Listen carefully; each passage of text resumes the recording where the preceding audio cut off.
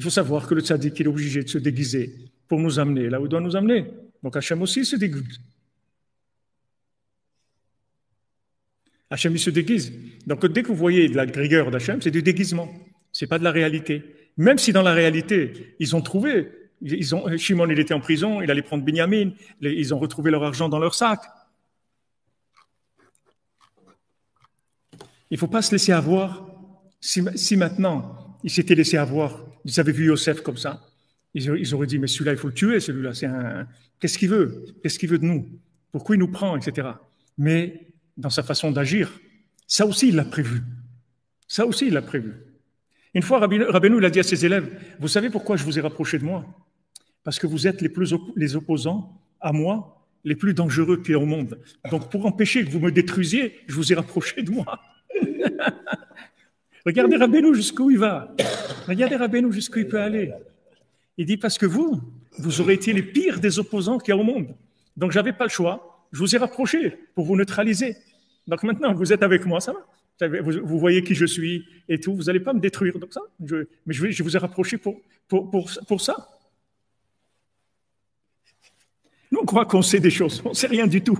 C'est pour ça qu'il faut être Shimeshou Nefraïla. Parce qu'on sait rien du tout. Nous, on croit, voilà, on vient chez Rabbeinu, on va devenir des tzadikim, on va faire ça. Mais non, Rabbeinu, il t'a rapproché, mon ami, parce que t'es à un niveau de destruction tellement élevé qu'on peut pas te laisser vivant sans te rapprocher de Rabbeinu. Il faut qu'on te rapproche de Rabbeinu.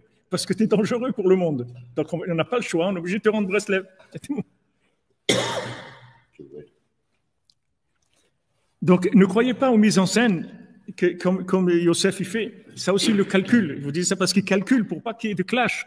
Il calcule, il fait pas en une fois. D'abord, il leur dit, vous êtes pas sérieux. Après, il rentre en dialogue avec eux. Il dit, mais non, on est sérieux. Kenim, on est des gens sérieux. Nous, on n'est pas des explorateurs. On n'est pas du tout ça. On est des gens sérieux. Ah ouais, truc. Ah bon, vous avez mais oui, on a un père. On est tous les fils d'un même père et on a même un frère qui a disparu, le pauvre, etc. Il dit, ah oui, intéressant et tout. Et oui, on a même un petit frère Benjamin. Ah, vous avez un petit frère Benjamin. Ouais, il est extraordinaire et tout. Bon, écoutez, ben justement, c'est extraordinaire. Alors, je vais garder Shimon en otage, puisque maintenant vous êtes des gens vrais, etc. Et vous allez me chercher Binyamin. Si vous ne me ramenez pas Binyamin, alors Shimon, il restera ici en prison. Waouh, ils entendent ça. Il n'a pas le choix. Il a dit, mais vous voyez, il les prépare doucement. Il ne rentre pas dedans d'un coup. Il les prépare doucement. Après, ils partent. Ils voient dans leur sac, il leur a remis leur argent. Ils ont acheté des choses. Ils retrouvent l'argent dans le sac. C'est quoi ça? Il leur fait il les déstabilise. Il les déstabilise. Il leur fait, waouh, c'est quoi ça? C'est quoi? Alors ils commencent à se sentir un peu traqués, vous savez. C'est vrai que comme des fois vous rentrez à la maison, vous êtes sûr que vous avez laissé ça sur la table, et maintenant c'est plus sur la table, ça a changé. C'est sur le fauteuil. Attends, mais je suis sûr que j'ai laissé. Non, il y a quelqu'un qui est rentré, c'est pas possible. J'ai laissé ça. Vous voyez, il leur crée du suspense comme ça. Il leur rend de la ira, en fait, de la crainte. Ils disent, attends, c'est quoi cette histoire-là? On va, on achète, il nous remet l'argent. Qui est-ce qui nous a remis cet argent-là? Pourquoi l'argent se retrouve dans notre... Bon, écoutez, la prochaine fois qu'on retourne, on lui rendra l'argent, on lui dirait qu'il y a une erreur, etc. On s'arrangera. Là, ils continuent leur route. Maintenant, Yaakov ne veut pas leur donner Binyamin. Il dit, vous êtes fous, non? Vous m'avez perdu Yosef, je vous donne Binyamin. Allez, le temps passe, ils ont faim. Il dit, on t'a dit, papa, donne-nous Binyamin, on va mourir sinon. Oh, ils arrivent là, ils vont mourir. Bon, il n'a pas le choix, Yaakov, il dit, prenez-le. Mais vous voyez, il leur fait par étapes. Yosef, c'est très très fort, Yosef. Yosef, c'est Birouram Damé, Yosef. Il lui a dit, En chacham venavon kamora. Il n'y a pas un sage dans l'intelligence et il n'y a pas un navon dans la bina comme toi. Il n'y a pas un homme intelligent et sensible et qui a la force de déduction comme toi dans le monde. Paro, il a vu qui c'était Yosef. Yosef, c'était une sommité mondiale. C'était l'homme le plus grand qu'il y avait dans le monde. C'était une sommité du monde.